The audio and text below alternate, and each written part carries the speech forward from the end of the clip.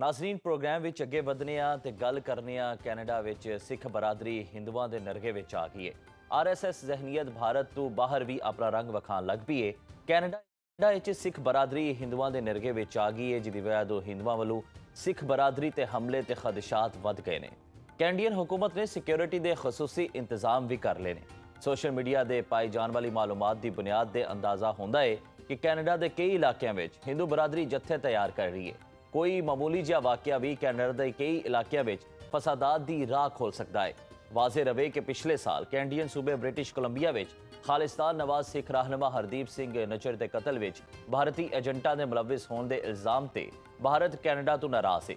Canadian ਤਫਤੀਸ਼ਕਾਰਾਂ ਦੇ ਮੁਤਾਬਿਕ ਇਸ ਮਾਮਲੇ ਵਿੱਚ ਭਾਰਤੀ ਹਾਈ ਕਮਿਸ਼ਨਰ ਸੰਜੇ ਕੁਮਾਰ ਵਰਮਾ ਸਮੇਤ 7 ਸੀਨੀਅਰ ਸਿਆਸਤਦਾਨਾਂ ਦੇ ਕਿਸੇ ਨਾ ਕਿਸੇ ਹੱਦ ਤੱਕ ਮੁਲਵਿਸ ਹੋਣ ਦੇ ਸਬੂਤ ਮਿਲੇ ਨੇ, ਜਿਹਦੇ ਵਿੱਚ ਭਾਰਤੀ ਵਜ਼ੀਰ ਦਾਖਲਾ ਤੇ ਮੋਦੀ ਦੇ ਖਾਸ ਮੁਸ਼ੀਰ ਅਮੀਤ ਸ਼ਾਹ ਵੀ ਸ਼ਾਮਲ ਨੇ। ਇਹਨਾਂ ਇਲਜ਼ਾਮਾਂ ਤੋਂ ਬਾਅਦ ਕੈਨੇਡਾ ਵਿੱਚ ਰਹਿਣ ਵਾਲੇ ਹਿੰਦੂਆਂ ਦੇ ਅੰਦਰੋਂ ਆਰਐਸਐਸ ਵਾਲੀ ਜ਼ਹਿਨੀਅਤ ਬਾਹਰ ਆਉਣ ਲੱਗ ਪਈ ਹੈ ਤੇ ਉਹਨਾਂ ਨੇ ਸਿੱਖ ਬਰਾਦਰੀ ਨੂੰ ਨਿਸ਼ਾਨਾ ਬਣਾਉਣ ਦੀਆਂ ਤਿਆਰੀਆਂ ਕਰ ਲਈਆਂ ਨੇ। ਇਸ ਮਾਮਲੇ ਤੇ ਗੱਲਬਾਤ ਕਰਨੇ ਆ ਸਾਡੇ ਨਾਲ ਮੌਜੂਦ ਨੇ ਸੀਨੀਅਰ ਤਜਜ਼ੀਆਕਾਰ ਲਾਲੀ ਸਾਹਿਬ। ਸਰ ਬਹੁਤ ਬਹੁਤ ਸ਼ੁਕਰੀਆ ਤੁਹਾਡੇ ਕੀਮਤੀ ਵਕਤ ਦਾ। ਸਰ ਸਭ ਤੋਂ ਪਹਿਲਾਂ ਇਹ ਦੱਸੋ ਕਿ ਆਰਐਸਐਸ ਜਿਹੜੀ ਜ਼ਹਿਨੀਅਤ ਹੈ ਉਹ ਭਾਰਤ ਤੋਂ ਬਾਹਰ ਵੀ ਆਪਣਾ ਰੰਗ ਵਿਖਾਉਣ ਲੱਗ ਪਈ ਹੈ ਤੇ ਕੀ ਸਮਝਦੇ ਹੋ ਦੁਨੀਆ ਵਾਸਤੇ ਇਹ ਕਿੱਡਾ ਵੱਡਾ ਖਤਰਾ ਹੋ ਸਕਦਾ ਹੈ? ਤੇ ਆਲਮੀ ਬਰਾਦਰੀ ਦੀ ਜੇ ਗੱਲ ਕਰੀਏ ਤੇ ਕਿਆ ਉਹ ਇਹਦਾ ਹੁਣ ਨੋਟਿਸ ਲਏਗੀ ਜਾਂ ਹਮੇਸ਼ਾ ਦੀ ਤਰ੍ਹਾਂ ਅੱਖਾਂ ਬੰਦ ਹੀ ਰੱਖੇਗੀ?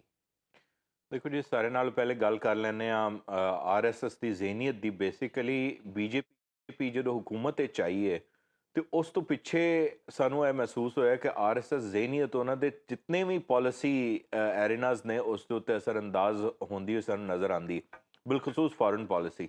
और आरएसएस ज़हनीत का नतीजा है कि अजीत दोवल जैसे जी शख्सियत है ने उन्होंने नैशनल सिक्योरिटी एडवाइज़र बनाया गया। और अजीत दोवल का जोड़ा माजी का एक करियर है इंटैलीजेंस की फील्ड विच, वो सानू दसदा है कि basically he is a very proactive kind of intelligence operative, जेड़े कि ऑपरेशनल जी आसपैक्ट होंदी इंटैलीजेंस उस काफ़ी ज़्यादा एक्सपीरियंस रखते हैं।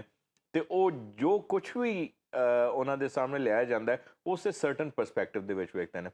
हुण जिहड़ा कैनेडा दे विच मसला है, कैनेडा दे विच मसला ये है कि एक तवील अरसे तो कैनेडियन गवर्नमेंट कंप्लेन कर रही सी इंडियन गवर्नमेंट वालों, कह रही सी कि बाज़ एक्टिविटीज़ इत्थे फड़ियां गई ने, बाज़ ऐसे हालात और वाक़यात इत्थे पेश आए ने जिस दे विच इंडियन एजेंट्स या Indian citizens have been found to be involved, तो तुसी साडे नाल कोऑपरेट करो फॉर द इन्वेस्टिगेशंस।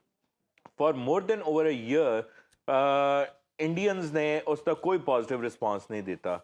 और उस तो पिछे जिस वक्त मज़ीद कुछ इन्फॉर्मेशन शेयर की गई with Ajit Doval in recently in Singapore एक सीक्रेट मीटिंग के दौरान, तो उसका भी पॉजिटिव रिस्पॉन्स नहीं मिला, जिस तो पिछे कुछ इन्फॉर्मेशन जी पब्लिक की गई जिहदे ਜਿਹੜੇ ਨਾਂ ਤੁਸੀਂ ਆਪਣੇ ਇਬਤਦਾਈ ਦੇ ਵਿੱਚ ਲਏ ਨੇ ਕਿ ਉਹਦੇ ਵਿੱਚ ਵਰਮਾ ਸਾਹਿਬ ਵੀ ਇਨਵੋਲਵ ਨੇ, ਉਹਦੇ ਵਿੱਚ ਅਮਿਤ ਸ਼ਾਹ ਦਾ ਵੀ ਨਾਂ ਆ ਗਿਆ। ਵਾਸ਼ਿੰਗਟਨ ਪੋਸਟ ਦੇ ਵਿੱਚ ਇੱਕ ਸਟੋਰੀ ਵੀ ਆਈ और फिर बाद ਜਿਹੜੇ ਕੈਨੇਡੀਅਨਸ ਅਮਿਤ ਸ਼ਾਹ ਦੀ ਗੱਲ ਕਰਨ ਲੱਗਾ, ਮਾਜ਼ਰਤ ਤੁਹਾਡੀ ਗੱਲ ਕੱਟ ਰਿਹਾ ਕਿ ਤੁਹਾਨੂੰ ਕੀ ਲੱਗਦਾ ਹੈ ਕਿ ਗੁਜ਼ਸ਼ਤਾ ਰੋਜ਼ਾਂ ਹਾਂ ਵੇਖਿਆ ਕਿ ਕੈਨੇਡਾ ਦੇ ਨਾਇਬ ਵਜ਼ੀਰ ਖਾਰਜਾ ਦੀ ਜਾਨਬ ਤੋਂ ਇਹ ਇਲਜ਼ਾਮ ਲਾਇਆ ਗਿਆ ਸੀ ਜਿਹੜਾ ਵਜ਼ੀਰ ਦਾਖਲਾ ਨੇ ਆਪਣੇ ਭਾਰਤ ਦੇ ਅਮਿਤ ਸ਼ਾਹ ਦੇ, ਤੇ ਇਹ ਜਿਹੜਾ ਹਿੰਦੂ ਬਰਾਦਰੀ ਤਰਫੋਂ ਜਿਹੜਾ ਰਿਐਕਟ ਹੋ ਰਿਹਾ ਹੈ ਉਹ ਜਿਹੜਾ ਰੱਦੇ ਅਮਲ ਸਾਹਮਣੇ ਆ ਰਿਹਾ, ਕਿ ਇਹ ਉਸ ਗੱਲ ਦਾ ਗੁੱਸਾ ਹੈ? देखो, it was a source of great embarrassment for India Amit Shah का ना आना पब्लिकली। एक चीज़ ਉਹ एम्बेरसमेंट ਜਿਹੜੀ ਹੈ ਉਹ ਇਸ ਵਜ੍ਹਾ ਤੋਂ ਹੈ ਕਿ India is portraying itself as a next super power ਔਰ one of the super powers. ਔਰ ਉਹ ਕਹਿੰਦਾ ਹੈ ਕਿ ਸਾਡੀ ਜਿਹੜੀ ਸੌਫਟ ਪਾਵਰ ਹੈ, ਜਿਹੜੀ ਸਾਡੀ ਆਊਟਰੀਚ ਹੈ, ਇਹ ਜਿਹੜਾ ਸਾਡਾ ਅਸਰ ਰਸੂਖ ਹੈ ਇਨ ਦ ਵੈਸਟਰਨ ਵਰਲਡ, ਉਹ ਬਹੁਤ ਹੁਣ ਜ਼ਿਆਦਾ ਹੋ ਸਕਿਆ। ਤੇ ਹੁਣ ਲੇਕਿਨ ਸਟਿਲ ਆਈ ਵੁੱਡ ਸੇ कि India still punching above its weight. उसकी अजे उतनी हैसीयत या औकात नहीं हुई कि वह हरकत करन लग जाए कि कैनेडा के ਜਿਹੜੇ इंटरनल मामलात ने उन्होंने ਵਿੱਚ इंटरफेयर करन लगे।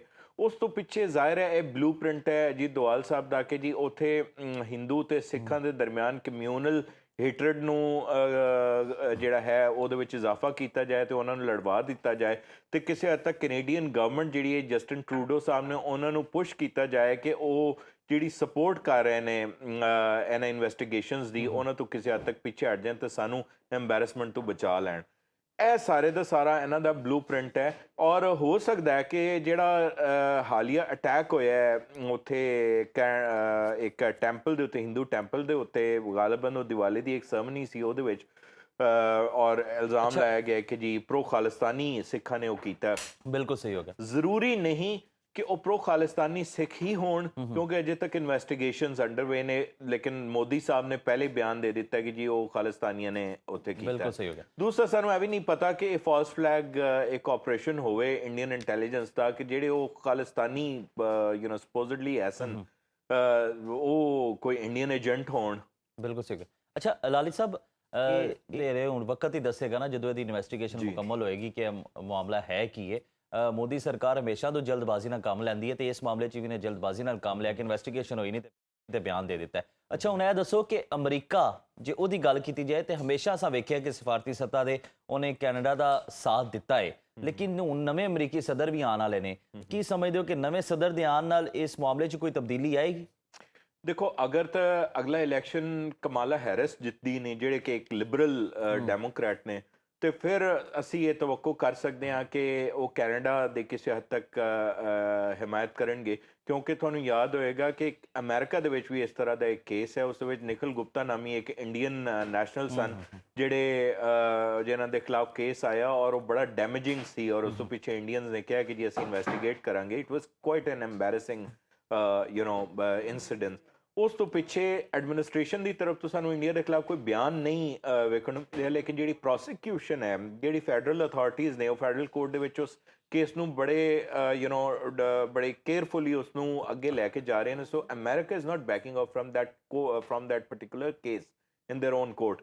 ਲੇਕਿਨ ਅਗਰ Trump wins the election in America, so then you can say that the trouble for Canadians may be evident, ਕਿਉਂਕਿ ਜਸਟਿਨ ਟਰੂਡੋ ਤੇ ਡੋਨਲਡ ਟਰੰਪ ਦਾ ਕੋਈ ਇਤਨਾ ਅੱਛਾ ਤਾਲੁਕ ਸਾਨੂੰ ਮਾਜ਼ੀ ਦੇ ਵਿੱਚ ਨਹੀਂ ਨਜ਼ਰ ਆਇਆ। So he might side with Modi and Indians. ਲੇਕਿਨ ਕਿਉਂਕਿ ਇਹ ਬਾਜ਼ ਮਾਮਲਾਤ ਮੁਮਾਲਿਕ ਦੇ ਦਰਮਿਆਨ ਐਸੇ ਹੁੰਦੇ ਨੇ ਜਿਹੜੇ ਸ਼ਖਸੀਅਤ ਤੋਂ ਬਾਲਾਤਰ ਹੁੰਦੇ ਨੇ। ਇੰਸਟੀਟਿਊਸ਼ਨਲ ਕੋਆਪਰੇਸ਼ਨ ਇੰਡੀਆ ਤੇ ਕੈਨੇਡਾ ਦੇ ਵਿੱਚ ਰਹੇਗੀ, no matter how bad the relations are between the American president and the Canadian Prime Minister.